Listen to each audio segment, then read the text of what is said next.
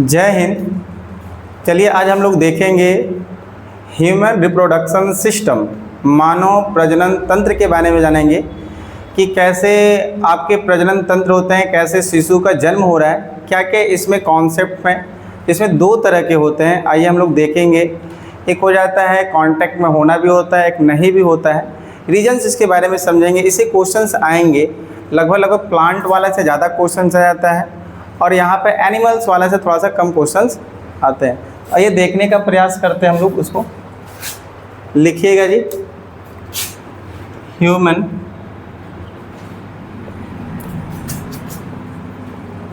Reproduction system.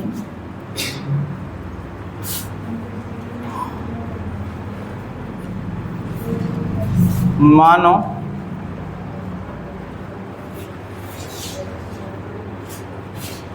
प्रजनन तंत्र। नहीं, सबसे पहले इसके बारे में जानने का प्रयास करें तो टाइप देखा जाए, टाइप ऑफ रिप्रोडक्शन सिस्टम।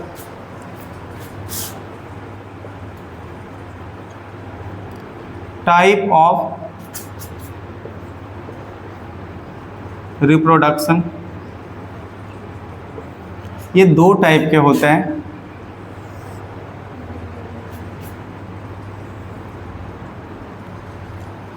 पहला देखा जाए, इसको बोलते हैं अलैंगिक प्रजनन और दूसरे को बोलते हैं लैंगिक।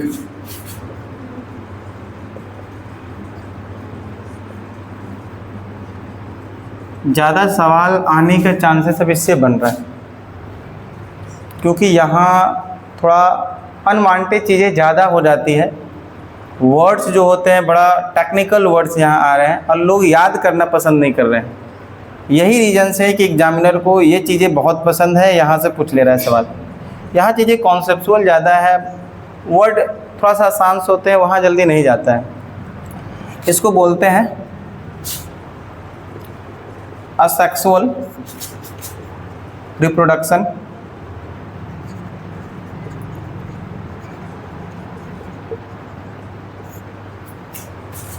इसको बोलते हैं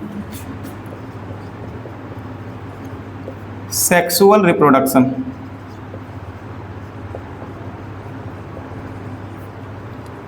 इसमें भी दो टाइप के, आगे जाओगे देखोगे इसमें होगा इंटरनल सेक्सुअल रिप्रोडक्शन, जिसको बोलते हैं आंतरिक प्रजनन प्रक्रिया। आंतरिक प्रजनन प्रक्रिया, यहाँ पर ना मेल एंड फीमेल की नीड होगी, आवश्यकता होगा। दूसरा देखा जाए तो हो जाएगा external sexual reproduction. External sexual reproductions,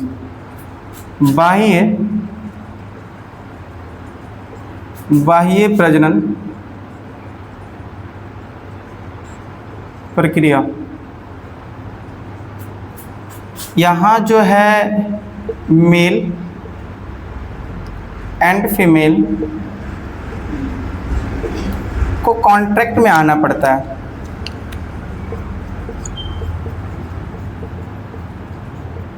संपर्क में।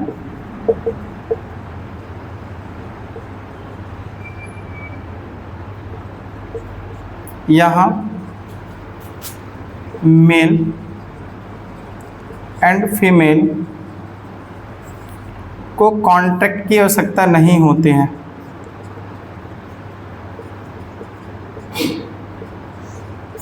संपर्क की आवश्यकता नहीं होती है।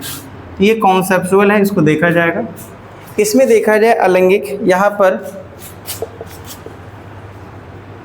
मेल एंड फीमेल की कोई आवश्यकता नहीं होती है। तो देखा जाए इसमें तो कई सारे टाइप हैं और ये टाइप से क्वेश्चंस आएंगे लगातार। तो पहला देखा जाए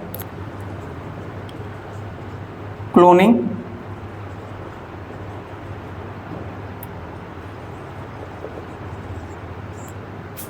क्लो CLO होगा।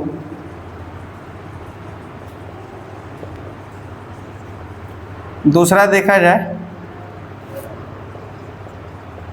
फ्रेगमेंटेशन, क्लोन को क्लोन ही बोलते हैं हिंदी में भी ना, फ्रेगमेंटेशन।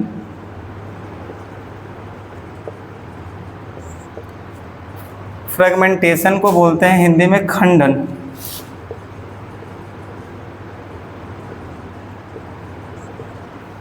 तीसरा यहाँ देखोगे फ्रेगमेंटेशन के बाद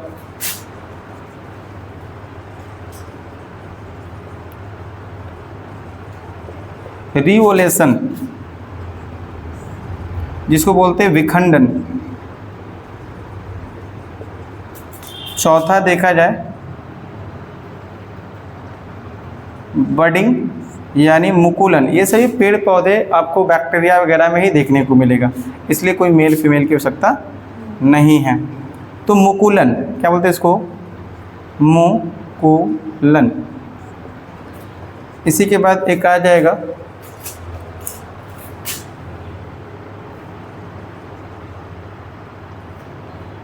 यहाँ पर टिश्यू कल्चर, टिश्यू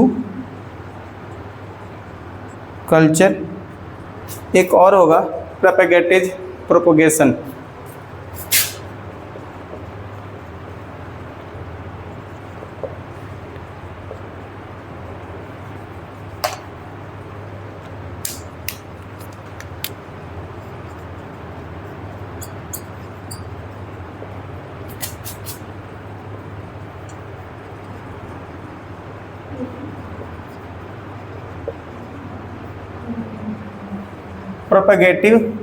प्रोपगेशन देख लेना एक बार, नाम इस पर इसको मैच कर लेना, बाकी ठीक है। क्लोन, फ्रेगमेंटेशन, रिवोल्यूशन, इसको फ्यूजन भी बोलते हैं। एक बार इस नाम को भी चेक कर लेना, बर्डिंग और टिश्यू कल्चर। बर्डिंग और टिश्यू कल्चर कर रहे हो चेक? इस वाले एक बार नाम को चेक करना और एक बार इस बार,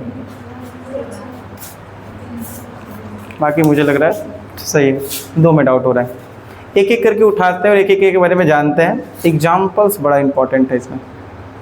पहले ये रिवोल्यूशन है,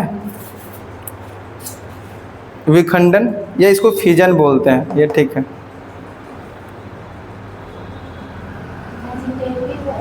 क्या होगा? प्रेजेंटेटिव, प्रेजेंटेटिव नहीं, प्रेजेंटेटिव। हाँ, प्रेजेंटेटिव,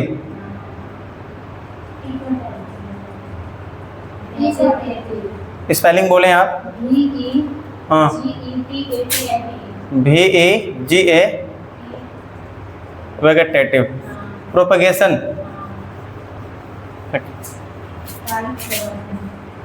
हाँ देखिए ये वाला एक बार मैच आउट कर लेना, रिवोल्यूशंस वाला विखंडन सही है। चलिए इतना आप लोग लिखिए, उसके बाद एक पहला ऑप्शन दे दीजिए हेडिंग, क्लोनिंग। क्लोन यानी क्लोनिंग, क्लोनिंग, क्लोनिंग की स्पेलिंग ठीक है?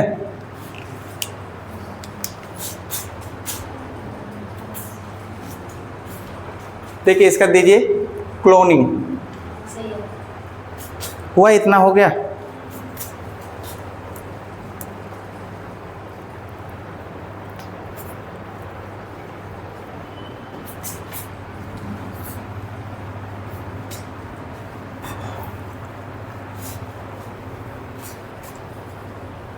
इससे पहले क्लोन के बारे में शायद थोड़ा बहुत बताए थे सेल में, याद आ रहा है आप लोग को? यस या नो? हाँ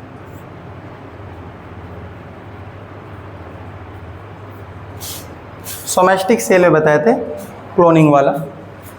तो यहाँ क्लोन होता क्या है, जैसे मैंने एक दिन पहले ही आप लोगों को बता रहा था कि एक जानवर का किसी ऑर्गन्स को इंसान में लगाया जा रहा है, तो वही एक क्लोन के बेस पे तैयार किया जा रहा है। आइए स्टेप बाय स्टेप समझते हैं कैसे क्लोन होता है। जैसे हम लोग चाहें तो हम लोग अपना क्लोन बनवा सकते हैं, और अपना जब क्लोन बन जाएगा सेम बिहेवियर का वही संतान होगा, मेरे जैसा दिखेगा, मेरे जैसे बिहेव करेगा, मेरे जैसे जेनेटिक्स सब चीज़ें वही होगा, उसी को बोलते हैं क्लोन। बट आपका एज थोड़ा ओवर हो गया है, वो क्या हो गया अभी छोटा, जैसे आप छोटे में थे वैसा वो होगा। जब आपकी एज मान लीजिए अभी 30 हो रहा है तो 50 हो जाएगा, तो 20 साल तो उसका 20 एज हो रहा होगा, और उस समय उसका ऑर्गन्स आप निकाल के अपने में फिट कर सकते हैं। लेकिन जिस तरह का जेनेटिक्स बीमारी आप में आएगी उसमें भी आएगी, क्योंकि आपने अपना जीन दिया था। आइए एक एक करके समझते हैं, पहले इसको ना समझो। और स्टेप नंबर 1 में होता क्या है, देखना कैसे क्लोन बनता है। हालांकि ये भारत में या पूरे विश्व में एक इंसान का क्लोन बनाना बैन है, जानवरों को बना सकते हो, और भारत ने बनाया 28 से 29 जानवरों का। बहुत ज़रूरत होती है क्लोन बनाने की। देखते हैं स्टेप नंबर 1 में एक कोई व्यक्ति है, मान लेते हैं रमेश। एक कोई व्यक्ति रमेश, हमने रमेश को लिया और रमेश से हमने इसके स्किन को लिया। क्या किया? स्किन।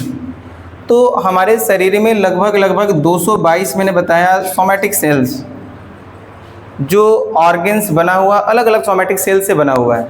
तो हमने स्किन लिया और स्किन से हमें प्राप्त करने को मिला क्या? Somatic cell. और जब ये मैंने सोमैटिक सेल लिया होगा तो कुछ सोमैटिक सेल के अंदर हमारा क्या होगा? न्यूक्लियस, और बाहर क्या होगा? आपका आउटर पार्ट, इसी को बोलते हैं सेल। ये क्या था? न्यूक्लियस। ये चीज़ें हुआ। अब होगा क्या कि इसके अंदर से हम क्या कर रहे हैं, इस न्यूक्लियस को बाहर निकाल दिया जाएगा। यहाँ एक एक स्टेप समझते चलिएगा। एक व्यक्ति था जिसका नाम था रमेश। रमेश का हमने क्या लिया? स्किन से क्या प्राप्त किया? तो सेल कुछ ऐसा दिखा, उसके अंदर कौन बैठा है? तो न्यूक्लियस को हमने रिमूव किया, बाहर निकाल दिया। न्यूक्लियस को क्या कर दिया? रिमूव किया, बाहर निकला। ये तो ये एक तरह से कह सकते हैं क्या? Somatic nucleus. कोई दिक्कत आप लोग को? यहाँ तक समझ में आया? स्टेप 1 तो हम लोग को क्या मिला? रमेश का एक सोमैटिक न्यूक्लियस मिल गया। स्टेप नंबर 2 में चलोगे। स्टेप नंबर 2 में तो अभी हमें क्या करवाना चाहिए? रिप्रोडक्शंस करवाने के लिए एक फीमेल की आवश्यकता होगी। एक फीमेल को लेते हैं, मैं भी कुछ भी नाम ले लेते हैं, राधा। देखो एक फीमेल लिए, और ये फीमेल डोनर फीमेल होगी। कैसे फीमेल होगी? डोनर। इस फीमेल से हम लोग एक एग सेल लेंगे। कौन सा सेल लेंगे जी? बार बार याद हमको सर्कल करने का हो गया। एक सेल ले लिए, और इनका जो एक सेल होगा उसके अंदर न्यूक्लियस होगा। अब इसमें क्या करना है? इनकी न्यूक्लियस को निकाल देना है। क्या करना है? ये सभी लैब में होती है, जो लैब है ना, प्रयोगशाला, ये सब चीज़ की जाती है साइंटिस्ट के द्वारा। तो ये यहाँ से रिमूव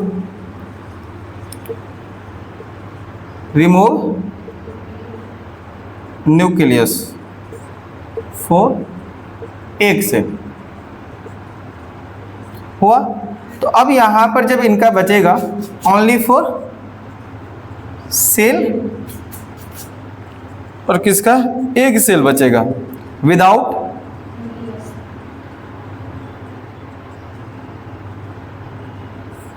दो स्टेप में। देखो दूसरा स्टेप में क्या था? एक महिला राधा, इनका हम लोगों ने क्या लिया? एक सेल लिया। तो एक सेल में क्या होगा? सेल के अंदर न्यूक्लियस बैठा होगा, इसको क्या किया? बाहर। तो अब जो सेल बचा होगा, एक सेल बचा विदाउट। इस दो को बनाओ, फिर समीकरण को ऐड करना, उसके बाद देखना क्या आएगा। ऐसे बनाओ ना, 1 और 2।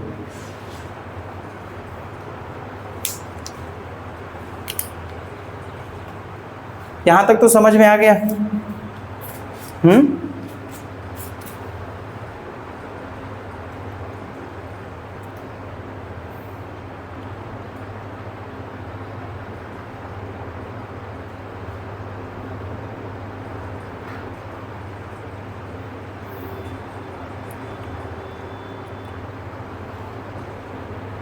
मैं हट जाऊँ इधर से।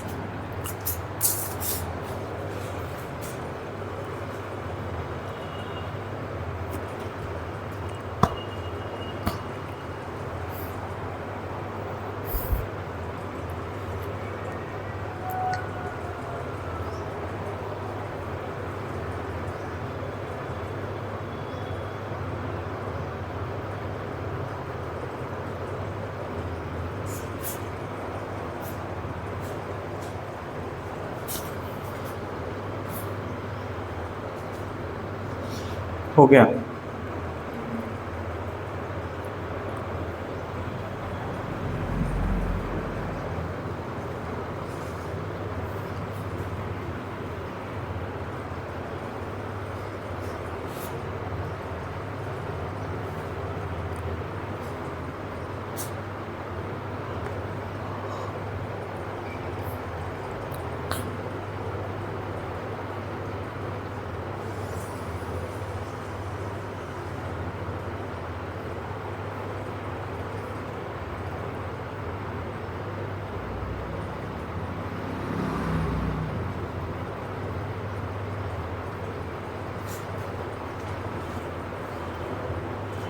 गया? देखिए अब समीकरण 1 और 2 को हम लोग ऐड करते हैं, देखते हैं क्या होगा। मतलब जो स्टेप है 1 और 2 को ऐड कर देते हैं।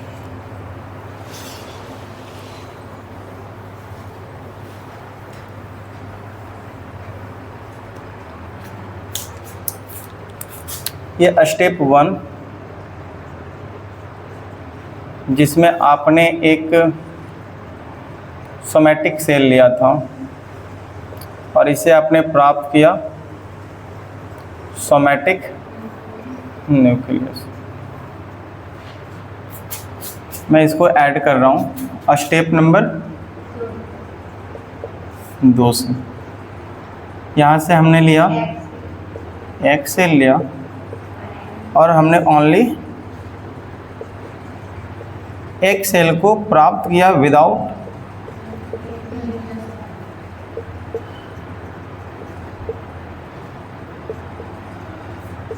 न्यूक्लियस। ऐसा करने के बाद अब जो यहाँ पर परिणाम आ रहे हैं, एक सेल हुआ और ये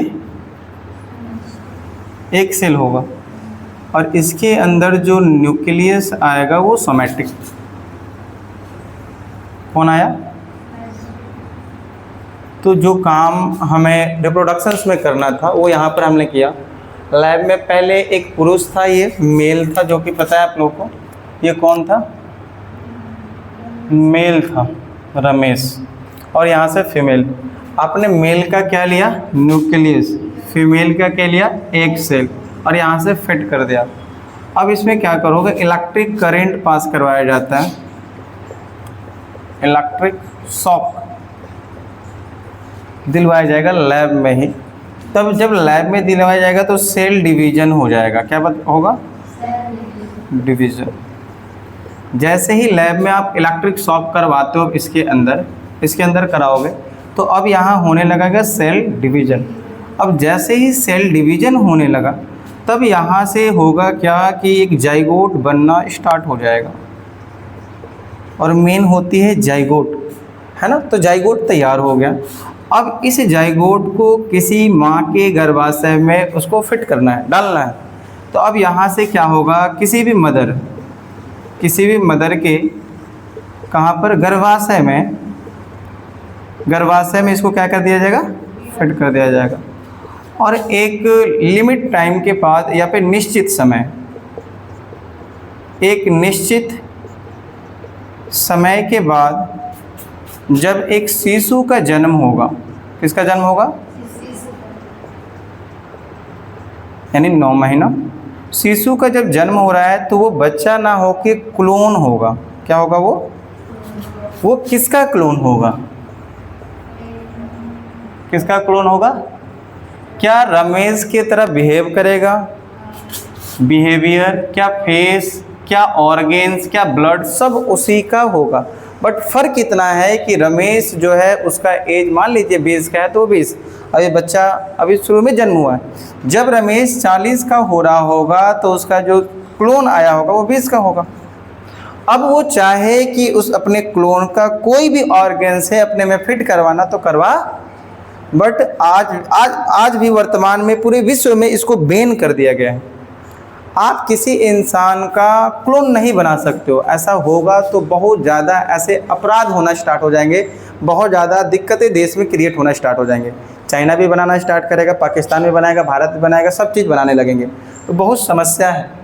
इसलिए ओनली लीगल किसको माना गया है? पशुओं पे। किस पे?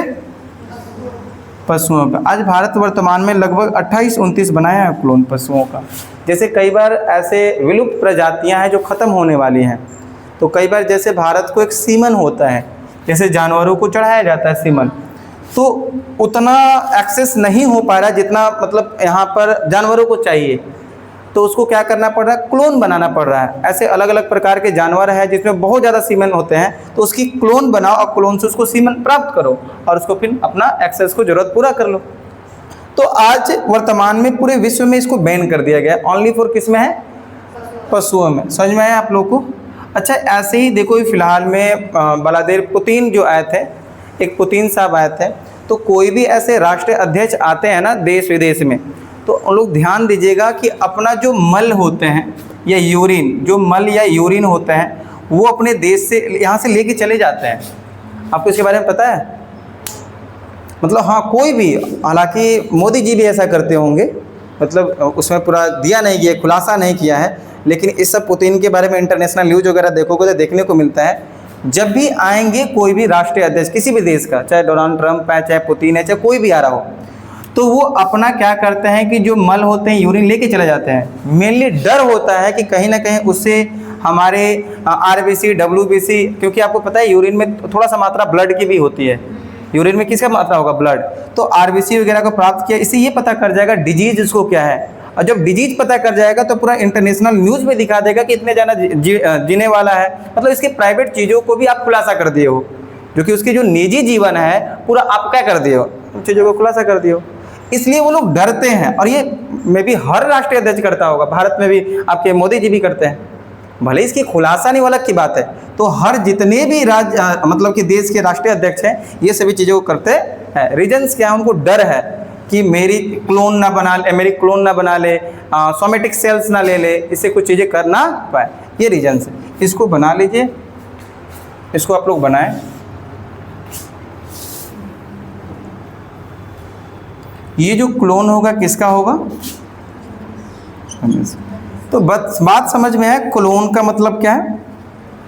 हाँ क्या?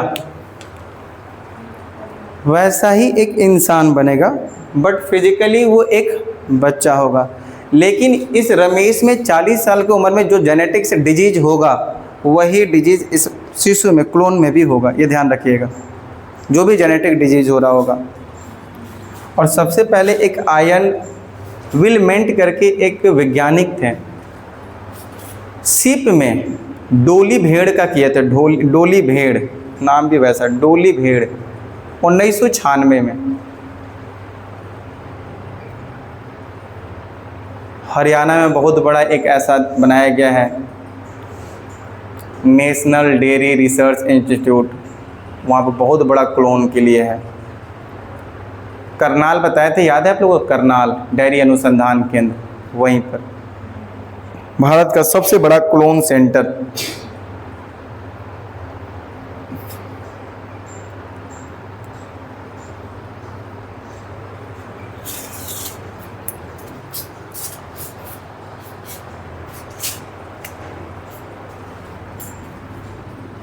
तो किस तरह से क्लोन बन रहा है आप देख पा रहे होंगे।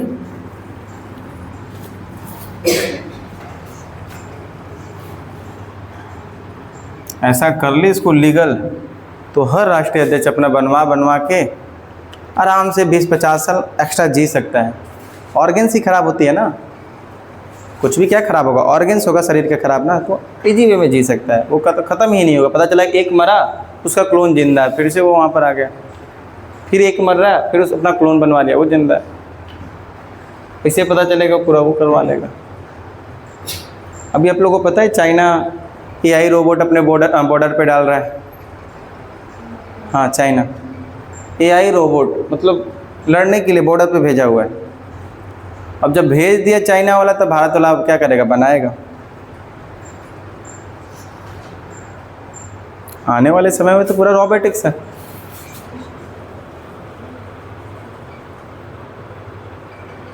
अभी बहुत खुलासा हो रहा है आपके गुजरात में, जो हीरा फैक्ट्री है, बहुत वहाँ महामारी हो गई है, बहुत समस्याएं हो गए हैं, मज़दूरों को जॉब वगैरह से निकाला जाता है। क्या चीज़ ये हो गया? कुछ लाइन्स लिखिए इसमें। इसमें अब कुछ नहीं लिखवाना पड़ेगा मुझे, क्योंकि ये चीज़ें आपने स्टेप बाय स्टेप लिख लिया।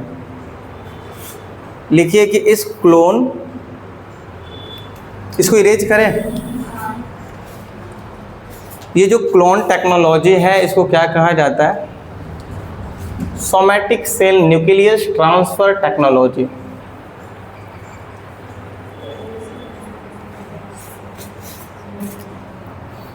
SCNTT।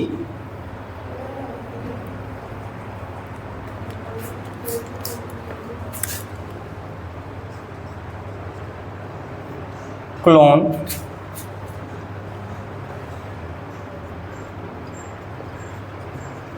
आधारभूत तकनीक,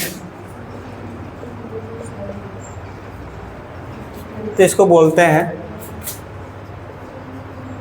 somatic cell nucleus, somatic cell nucleus transfer technology. ये जो तकनीक का यूज किया जाता है ना, इसी को बोलते हैं somatic cell nucleus transfer technology. लिखना, ये वर्तमान में सिर्फ पशुओं के लिए सहमति है। वर्तमान में सिर्फ पशुओं के लिए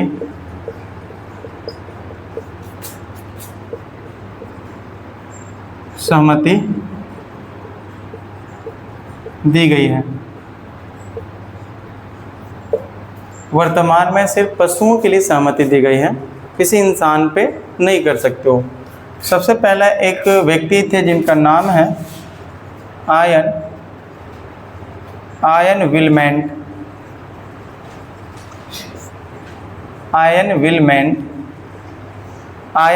स्कॉटलैंड के रहने वाले हैं, स्कॉटलैंड। आयन विलमेंट अपने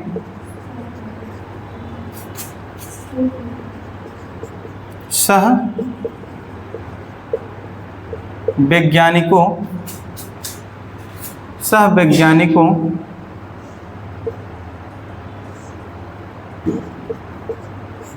के साथ मिलकर सबसे पहले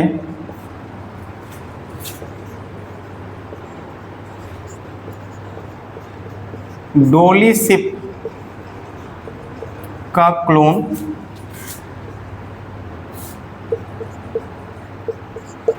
बनाया गया था।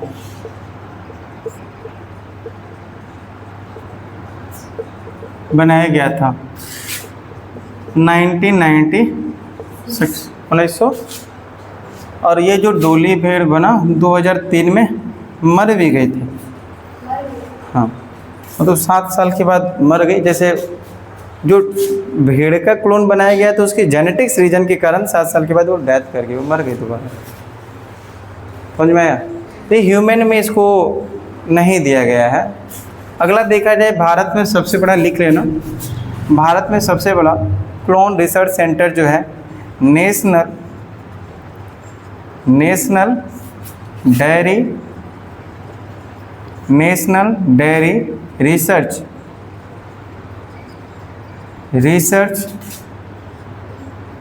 इंस्टीट्यूट करनाल हरियाणा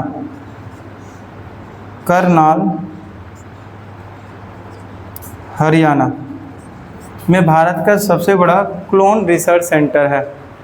इसको लिखिएगा NDR।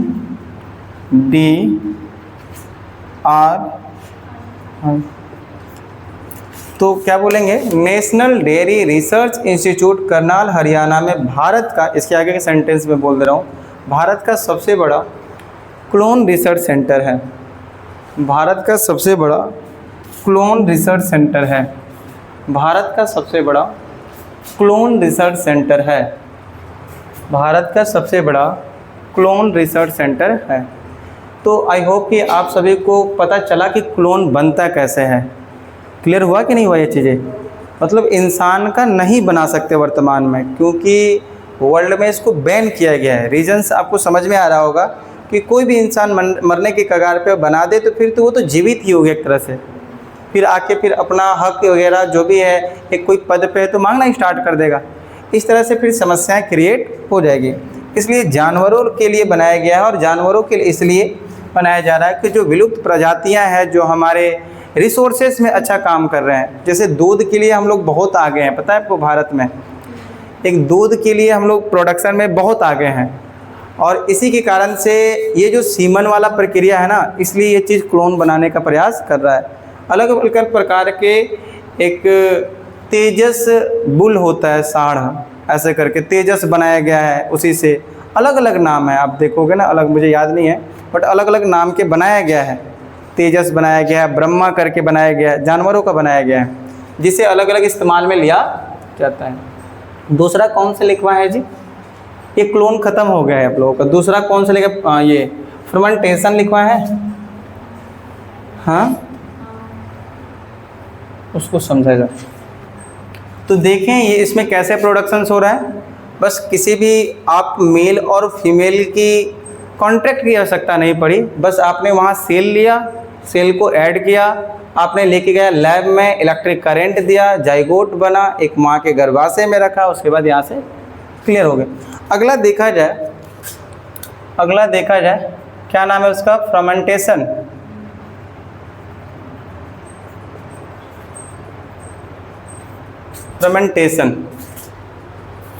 फ्रेगमेंटेशन क्या नाम है उसका? नाम बताओ, क्या लिखे थे?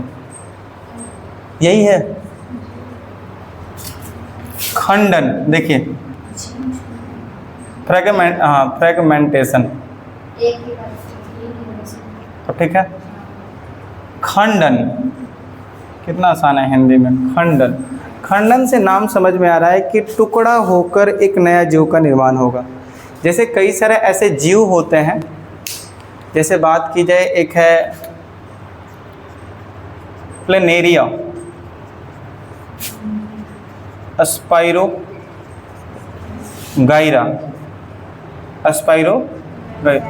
तो एक ऐसा मान लो एक जीव है, ये ऐसा एक जीव है, समझिएगा, ठीक है, छोटा। ये सभी के बारे में जब प्लांट किंगडम्स होगा तो थोड़ा थोड़ा जानकारी देखोगे। बस अभी ऐसा समझो कि एक बहुल कोशिकीय जीव है, कह सकते हैं इसको।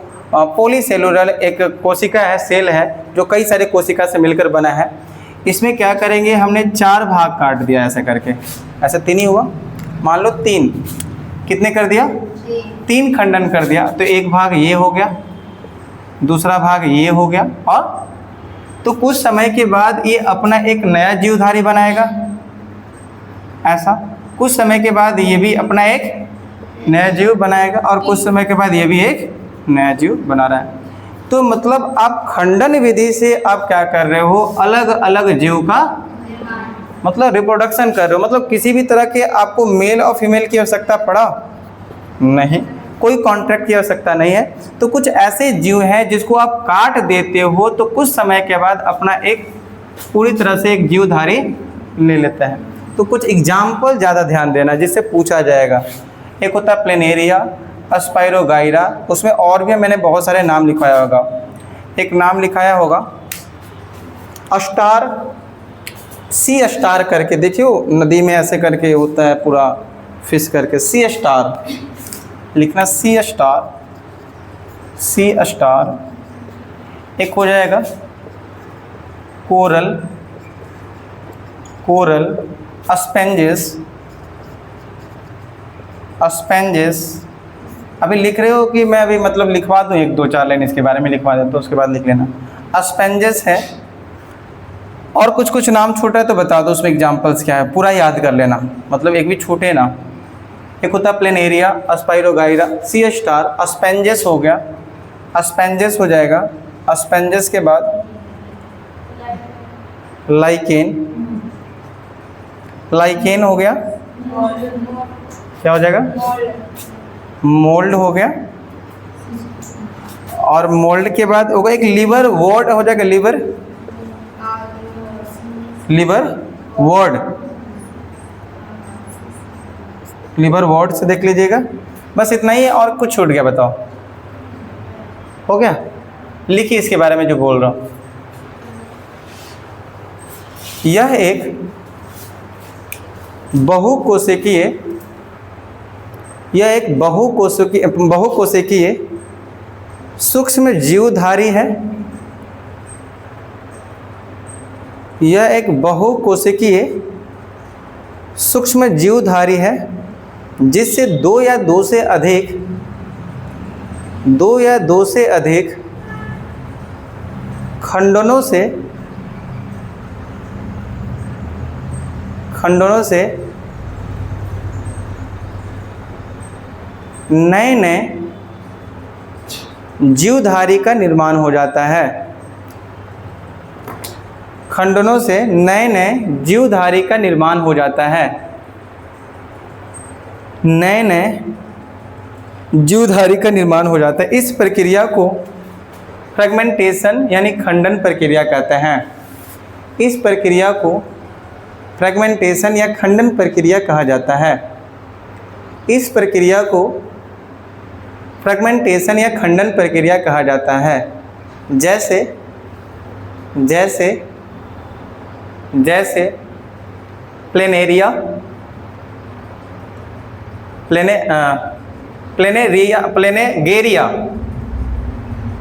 प्लेनेगेरिया होगा, प्लेनेगेरिया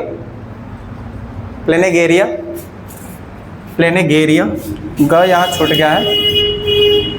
प्लेनेगेरिया क्या चीज, वही था, प्लेनेरिया था। क्या बोलिए बताइए? सी स्टार, हाँ, coral, coral, coral, sponges, lichen, mould, liverworts, liverworts, liver watts.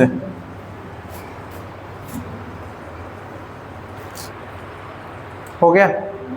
एक इसी के जस्ट अपोजिट बस दो ही खंडन होगा जो मैंने लिखा है, विखंडन यानी फ्यूजन। इसको इरेज किया जाए, समझ में है? मतलब कुछ ऐसे जीवधारी हैं, इसको दो से अधिक टुकड़ों में काटिए और वो आगे जाके फिर एक नया नया क्या बन जाएगा, प्रॉपर कंप्लीट जीवधारी बन जाएगा।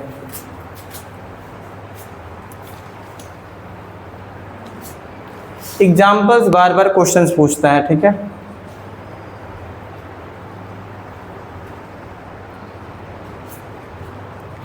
अगला इसी के अपोजिट जस्ट मैंने लिखा होगा फ्यूजन। हाँ, फ्यूजन, इसको क्या कहते हैं? और रिवोगेशन, ये था रिवोगेशन है, विखंडन। तो जस्ट ये भी एक सूक्ष्म जीवधारी है, बट ये एकल कोशिकीय वाला है। वो कैसा था? और इसमें भी क्या होगा, आएगा एग्जाम्पल में एकल कोशिकीय का कौन कौन सा एग्जाम्पल आएगा बताओ? क्या? बैक्टीरिया, बैक्टीरिया आएगा, प्रोटोजोआ, प्रोटोजोआ हो जाएगा, एक क्या हो जाएगा, युगलीना, युगलीना। बट इसमें एक एक्सेप्शन है, प्लाज्मोडियम जो है, प्लाज्मोडियम ये एक मल्टी डिवीजन कर रहा है, मल्टी सेलुलर डिवीजन करेगा। मतलब ये सब में बस 2 ही टुकड़े होंगे, ऐसे करके 2, इसमें 2 से, तो इसका एक्सेप्शन है ये प्लाज्मोडियम। और यही सवाल बन सकता है, मैं भी मतलब जहाँ जहाँ ऐसा लगता है चीज़ें वो बन सकती है, तो इसके बारे में वही लिखना है। जहाँ पर बहुल कोशिकीय जीवधारी लिखे तो वहाँ एकल कोशिकीय जीवधारी लिखना है, बाकी सेम तरीका है। लिखो इसको, फिर इसको लिखिए। यह एक एकल कोशिकीय सूक्ष्म जीवधारी है, इसमें एकल कोशिकीय सूक्ष्म जीवधारी है,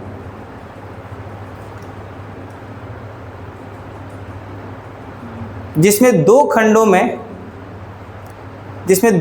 में विभाजित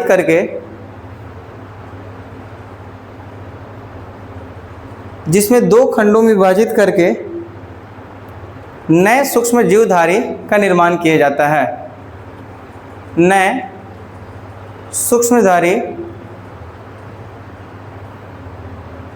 सूक्ष्म जीवधारी का निर्माण किया जाता है। एग्जाम्पल, इस प्रक्रिया को फिजन या रियोगेशंस कहा जाता है, विखंडन। Example, bacteria, protozoa, euglena. और ये जो लिखेंगे प्लाज्मोडियम, ये एक्सेप्शन में लिखेंगे, ये बाइनरी होता है, 2 बस 2 ही खंडन होगा इसमें, और इसमें जो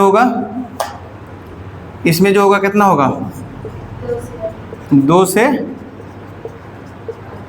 अधिक खंडन। प्लाज्मोडियम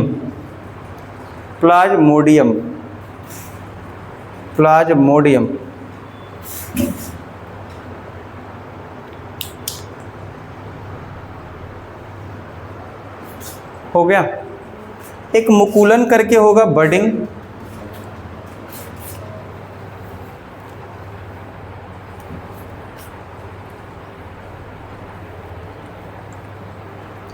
एक होगा बडिंग यानी मुकुलन।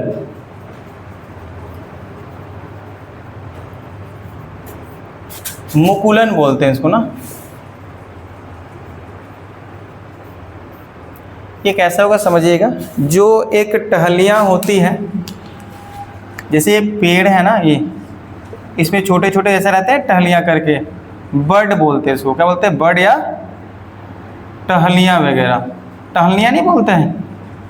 तो इसको क्या करना ना, इसको यहाँ से काट के कहीं लगा दोगे कि तुम नई जीवधारी ले लेंगे, एक नया पेड़ बन जाता है। तो वही चीज़ तो देख रहे हैं हम लोग कि किसी भी तरह का हमको रिप्रोडक्शन किए बिना असेक्सुअल कोई यहाँ पर नहीं मिल रहा है, जिससे नए जीवधारी का रिप्रोडक्शन में होता क्या है, अरे यहाँ से मेल हुआ, स्पर्म मिल रहा है, फीमेल एक सेल मिल रहा है, एक नया संतान का। असेक्सुअल मतलब अलग है कोई चीज़, वहाँ से एक नया जीवधारी बनेगा, यही तो बात है। तो यहाँ से आपने क्या लिया, एक टहलियाँ लिया, बड लिया, और कुछ समय के बाद ये क्या होगा, विखंडन से क्या हो रहा है, एक विकास होगा, डेवलप होगा, और एक नया क्या बन जाएगा, पेड़ बन जाएगा। बस यही बात है। जिसमें आपका इसमें आएगा ईस्ट करके आता है, ईस्ट, एक ईस्ट आएगा, हाइड्रा आएगा, हाइड्रा के बाद क्या है, कोरल ना। और ये ध्यान दीजिएगा, कोरल अभी आपने एग्जाम्पल और कहाँ देखा, कोरल अभी आपने एग्जाम्पल कहाँ देखा जी, फ्रेगमेंटेशन में देखा अभी, खंडन में। तो कई बार ये कॉमन पूछता है कि कोरल आपका असेक्सुअल या अलैंगिक प्रजनन कौन कौन से में होते हैं। तो आपने एक बडिंग में भी देखा और एक खंडन में भी देखा। तो लिखिए इसको भी,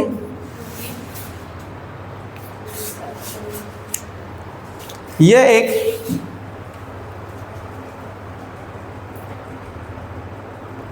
विभाजित जीवधारी है, यह एक विभाजित जीवधारी है जो बड या टहलियाँ जो बर्ड या टहलियाँ के विकास पर या डेवलप एक नई जीवधारी का निर्माण होता है। एक नए जीवधारी का निर्माण होता है। बातें समझ में आई है कि नहीं? बस सेंटेंस लिख रहे हो। एग्जाम्पल बहुत इंपॉर्टेंट, इसी से क्वेश्चन आता है, मैं बार बार रिपीट कर रहा हूँ। जो एग्जाम्पल से उसी से, बस थोड़ा थोड़ा जानकारी रखो कि कैसे बन रहा है। हाइड्रा एस्ट और कोरल, हाइड्रा एस्ट और कोरल, हाइड्रा एस्ट और कोरल। इसके बाद क्या लिखवाए होंगे? बर्डिंग के बाद टिश्यू कल्चर, उसके बाद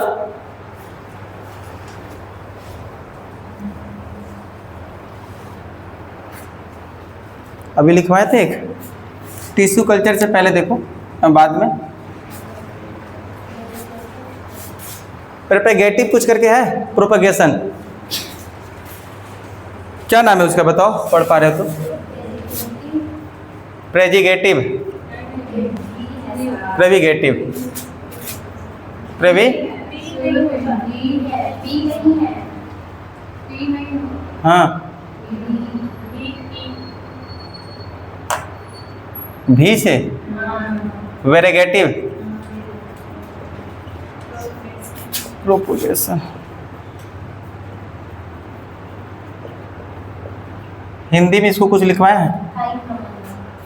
कायिक प्रवर्धन,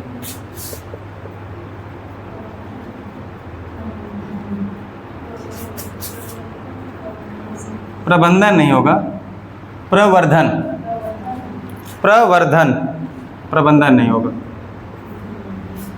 प्रवर्धन हो जाएगा। देखिए यहाँ पर जैसे प्लांट होता है, प्लांट में दो पार्ट होते हैं,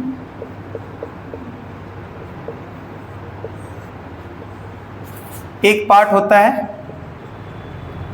रिप्रोडक्टिव पार्ट, प्रजनन वाला पार्ट होगा, जैसे फूल, फल, बीज, ये सभी चीज़ें आपको प्रजनन से ही प्राप्त होंगे। कुछ फिजिकल पार्ट होते हैं, कुछ फिजिकल पार्ट होंगे, जैसे तना, तना के बाद पत्ती, जड़, रूट, लीफ, लीफ के स्पेलिंग देख लेना, तना, स्टेम। और देखिए यहाँ पर ये जो तना, पत्ती, जड़, इसी में खंडन करके एक नई जीवधारी का जो निर्माण किया जाता है, उसी को कहा जाता है वेरीगेटिव प्रोपेगेशंस। जैसे बात की जाए तना की, तो आलू, आलू जानते हो, कभी खेती की हो या देखी हो खेती करते हुए, कैसे होता है? जैसे एक आलू को लंबे समय तक रखना, तो उसके बीचों बीच से एक कई सारे आँख निकलते आएंगे, देखिए हो ऐसा कर, हाँ ऐसे निकलता है, और तब जाके, हाँ जड़े के जैसा। अब यहाँ देखिए ये जो निकलता है ना, तो एक नुकीला चीज़ से इसको कट लगाया जाता है, ऐसे इस पर कट लगाओगे तब जाके खेत में उसकी ऐसे करके उसका बनाया जाता है, उसकी ढांचा ऐसे करके, अच्छा है, तब उसमें डाला जाएगा, एक एक डाला जाएगा, तब जाके जहाँ जहाँ उसकी आँख जैसा निकला होगा वहाँ से उतनी आलू, एक डालते हो तो लगभग 8-10 निकल जाते हैं। ऐसे आलू की खेती की जाती है, तो ऐसा होता है ना। तो ये, हाँ ये आलू एक तना में आ जाता है। वैसे जस्ट हल्दी जानते हो, तो ये खड़ा वाला, तो वो वाला पाउडर, तो हल्दी जो है, हल्दी में भी वैसे ही आ जाते हैं। कच्चा हल्दी रखोगे तो वैसे ही कुछ करके आएगा, और फिर वैसे कट करके लगा दिया जाता है। अच्छा, इसका गन्ना का खेती जानते हो कैसे होता है? देखिए दो तरह के गन्ना होता है, एक अपनी देसी देहात की बोला जाता है ना, एक देसी हो जाती है, एक प्रदेशी। और आप लोगों को पता है खाने में कौन सा अच्छा लगता है? प्रदेशी वाला। मैं रीज़न बता रहा हूँ। और जो देसी वाला गन्ना होगा वो जगह जगह पे ही गांठ हो जाता है, मतलब थोड़ा थोड़ा दूर पे ही, बड़ा परेशान करता है ये। और प्रदेशी वाला होगा एकदम, तो भाई एक बार छीलोगे उसको तो पूरा लंबा छिला जाता है, तो मज़ा आता है, ज़्यादा टाइम नहीं लगता है। और इसमें इंसान एकदम नशा जाता है, कहता है के खाएगा ना जे। तो अपनी देसी में ऐसी होती है, चाइना वाइना वाला में ऐसा आता है, चाइना वाला करता है। तो कुछ नहीं करना, यहाँ से काट देना इसको और फिर यहाँ से ऐसे काट के और जाके रोप देना, हो जाएगा। नेक्स्ट इसी तरह और होता है एक मीठा आलू, स्वीट पोटैटो। तो वो आ जाएगा किसका भाग? आपका जड़ का भाग आ जाता है। किसका? जड़ का आ जाता है। स्वीट पोटैटो क्या बोलते हैं? Sweet potato. हाँ, अरे वो शकरकंद ही बोलते हैं ना उसको, क्या बोलते हैं? कन्ना। तो अपने भाषा में कन्ना बोलते हैं, शकरकंद ही बोला जाता है उसको भी।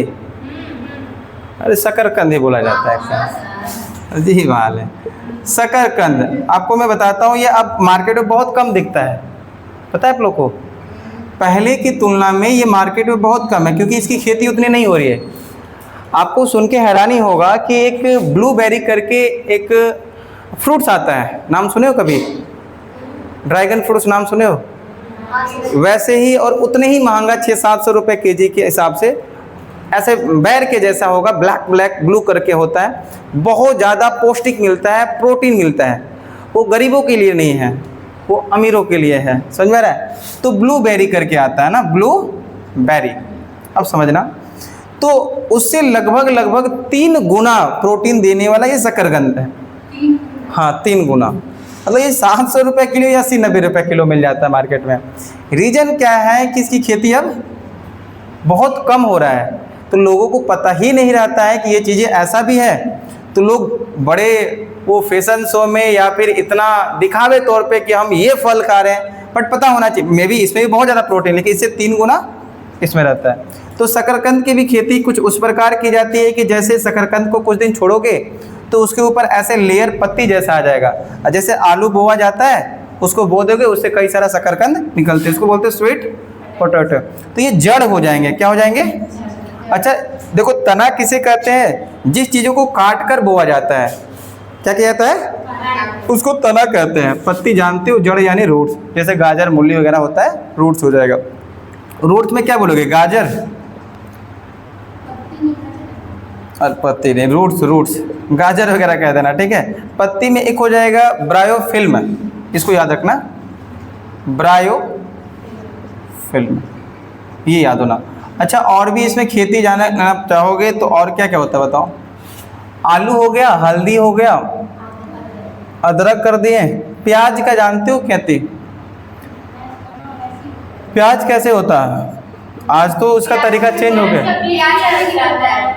आज तरीका चेंज हो गया। अब थोड़ा सा जाओगे ना किसानों से पूछना, जो आपके दादा या पिताजी की उम्र का होंगे, तो छोटे होंगे तो जानते होंगे, वो जैसे आलू की खेती होती थी ना पहले, वैसे किया जाता था। आज उसको लेके पहले बीज बनाएगा, तब उसको बाजार में बेचता है, फिर रोपा जाता है।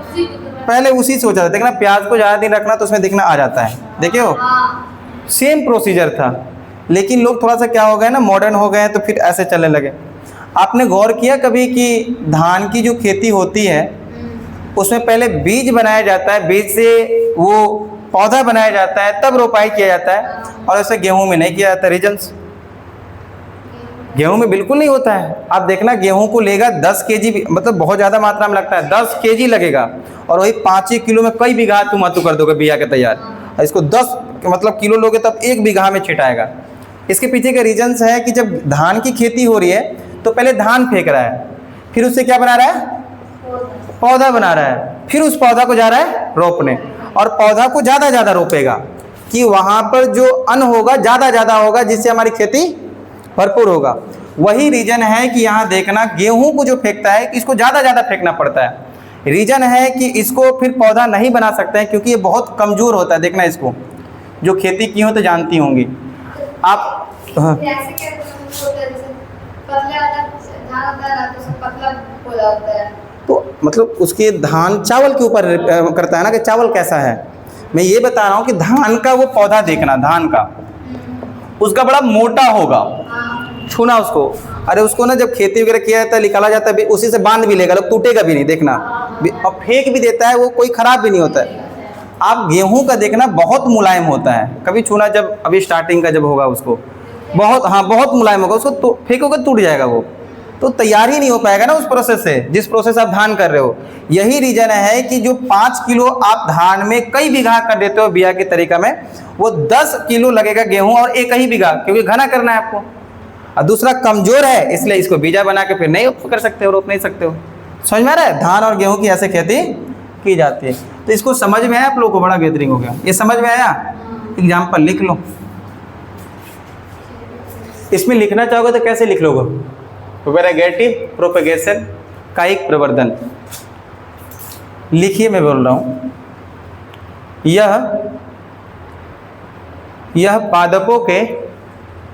यह पादपों के भौतिक भाग, यह पादपों के भौतिक भाग, ब्रैकेट में कर देना तना, पत्ती, जड़। यह पादपों के भौतिक भाग, ब्रैकेट में करना तना, जड़, पत्ती को विभाजित कर नई पादप का निर्माण किया जाता है। नई पादप का निर्माण किया जाता है। नई पादप का निर्माण किया जाता है। एग्जाम्पल में लिख लीजिएगा, तना में आलू, प्याज, लहसुन का भी खेती उसी तरह होता है, आप लोगों को पता होगा। वो एक एक जो आप डालते हो छील के उसको, बस ऐसे बोल दो ना, हो जाता है वो, उसकी भी मिलता है वो, क्या कहते हैं, हाँ। तो वो तो फिर बीज बना रहा है, जैसे प्याज का बना रहा है वैसे लहसुन का बनता है, पता है कि नहीं आप लोगों को? लहसुन का नहीं आता है क्या वो? नॉर्मल गाड़ देते हैं। किए हो कि नहीं खेती आप लोग कभी? किए हैं। अरे किसी के घर के बगल में इतना जगह होता है ना, तो थोड़ा सा बढ़िया रहता, कर देता है इंसान, तो मिल जाता, बढ़िया है वो चीज़, करना चाहिए। कम से कम वहाँ तो बिजी रहे इंसान, खलिया बैठा रहता है, वैसे कम से कम कभी जाके देखता है कीड़ा तो नहीं लगल है ना, कभी पानी डालना होता है, कभी बकरी तो नहीं घुसल है, कम से कम वैसे इंसान बिजी है। खलिया से तो बढ़िया है, खलिया खाली दूसरी चीज़ सोचते रहेगा बिना मतलब का, इधर का उधर, उससे बढ़िया है कि अपना काम कर रहा है, बेहतर है उसी जो। लिखे तना में आलू, लहसुन, प्याज, गन्ना, और क्या क्या है उसमें, 4 बता दिए हम। हल्दी 5, पांचवा हल्दी। पत्ती में लिखिएगा ब्रायोफिल्म, ब्रायोफिल्म। जड़ में लिख लीजिएगा स्वीट पोटैटो, मीठा आलू, और एक क्या लिखा हुआ है जी, डहली। टहली जो नहीं होती है, डहलिया वगैरह, डहली या टहली बोलते हैं उसको, डहलिया। पेड़ की डहली नहीं होता, जड़ नहीं बनेगा उससे, डहली नहीं होता उसको, डहली नहीं बोलते हैं, टहनी तो पेड़ में होता है। अरे वही डहली बोला जाता है, डहली जो भी है। चलो हो गया ये समझ में आया आप लोग को? ये समझ में आ गया? इसके बाद देखो कौन है, tissue culture.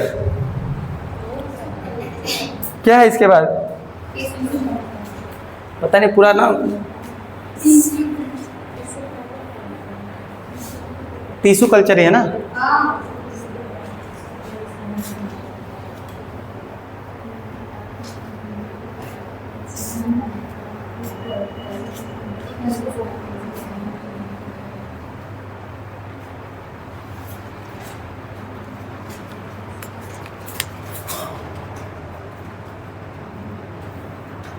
Tissue culture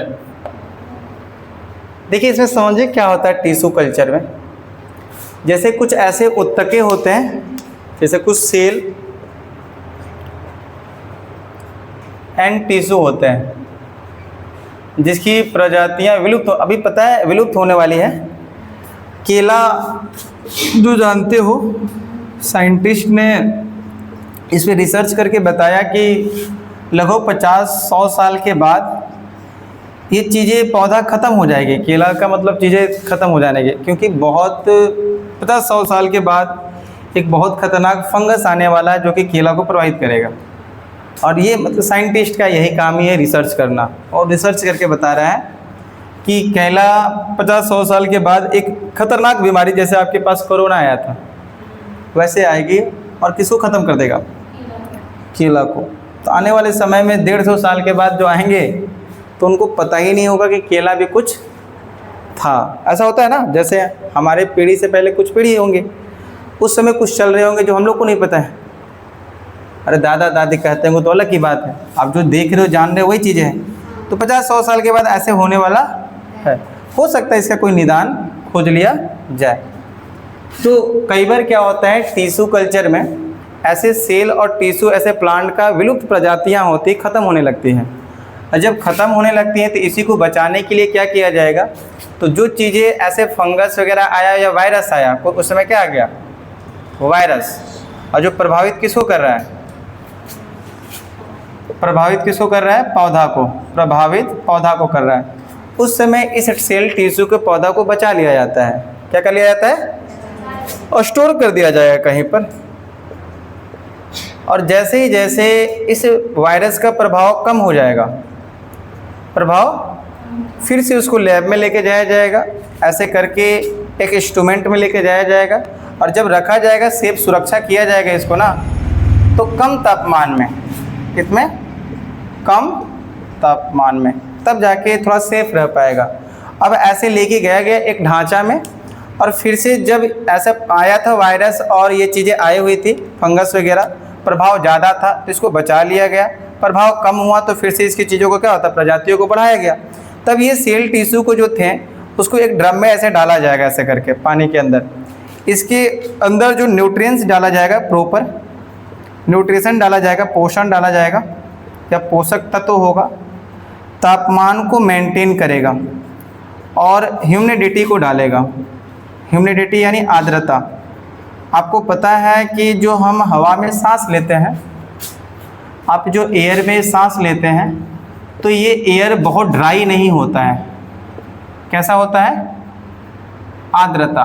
weather कभी कभी चेक करते हो आप अपना मोबाइल में? वेदर, मौसम चेक करते हो? बारिश होने वाला है, कितना धूप होने वाला है, ये सब चेक करते हो? तो उसमें एक लिखा होगा ह्यूमिडिटी।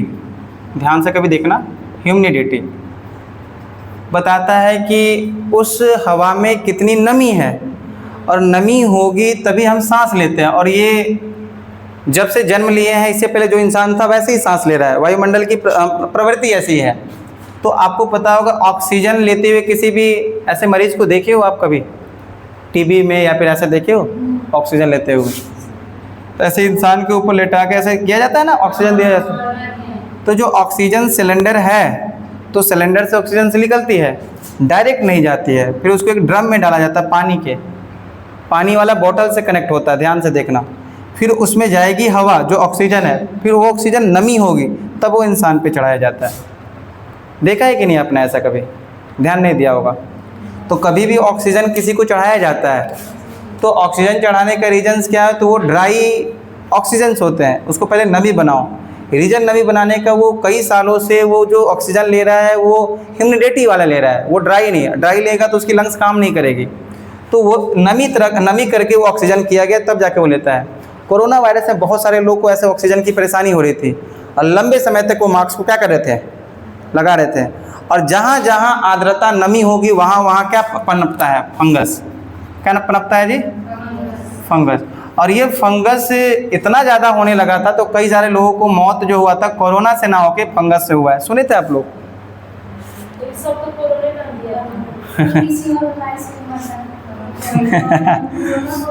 देखिए यहाँ पर रीजन क्या है ना, वही था फंगस। क्यों? मतलब वही जहाँ जहाँ, जैसे कई बार ये देखिएगा, इंसान जब बरसात के मौसम में कई बार क्या होता है, नहाने के दौरान कई बार जल्दी जल्दी कपड़ा पहन लेता है, तो जितने भी खजुलाहट, खुजली वगैरह दाग होता है बरसात में होता है, रीजन को जल्दी जल्दी कपड़ा पहन लेगा, वो पानी सूखा और वहाँ पर क्या हो गया, खुजली हो जाता है। समझ में आ रहा है कि किसके कारण होता है?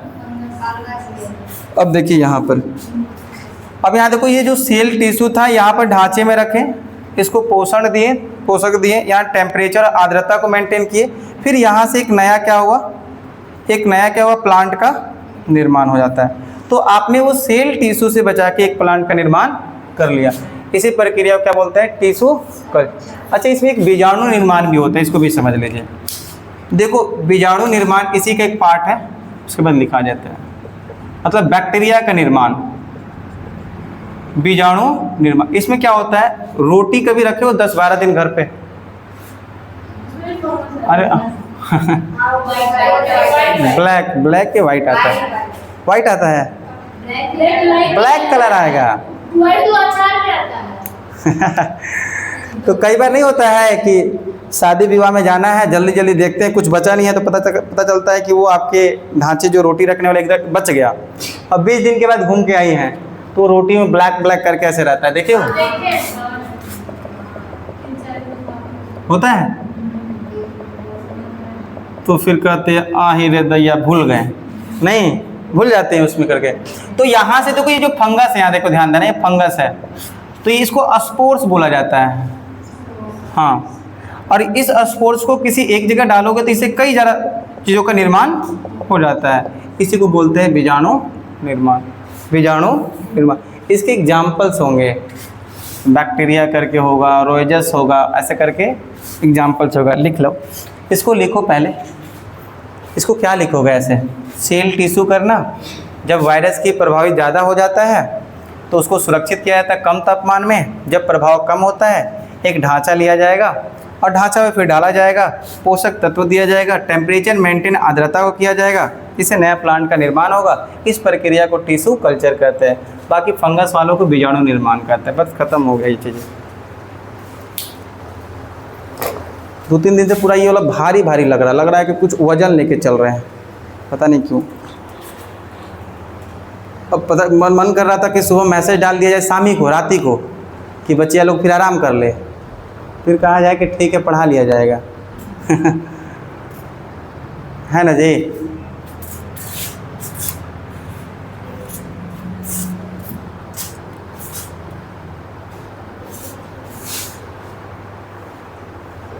इस बीजाणु वाला का थोड़ा सा बताओ एग्जाम्पल क्या क्या है, उसमें एग्जाम्पल बताओ तो, लोग लिखिएगा, बताओ इसमें एग्जाम्पल क्या क्या है, बताओ तो थोड़ा सा उस पर बताओ क्या क्या एग्जाम्पल्स है।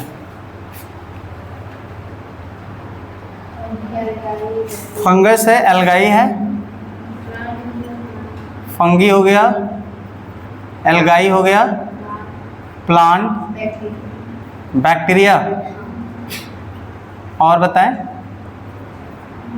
और कुछ है? और कुछ नहीं है, पढ़िए नहीं पा रही होगी।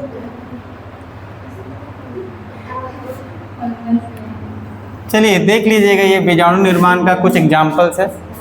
इससे ये सब एग्जाम्पल से बार बार क्वेश्चंस आते हैं। आई होप कि आप सभी को भी ये समझ में आया होगा। कल दूसरा पार्ट हम लोग देखेंगे रिप्रोडक्शन सिस्टम का। आप लोग उसमें जब एक जो आज वर्तमान में मेल फीमेल का जो होता है, कैसे स्पर्म और एक सेल को मिला के एक शिशु का निर्माण होता है। आई होप कि आप सभी को यहाँ तक समझ में आया होगा। फिर से हम लोग कल मिलते हैं, तब तक के लिए जय हिंद।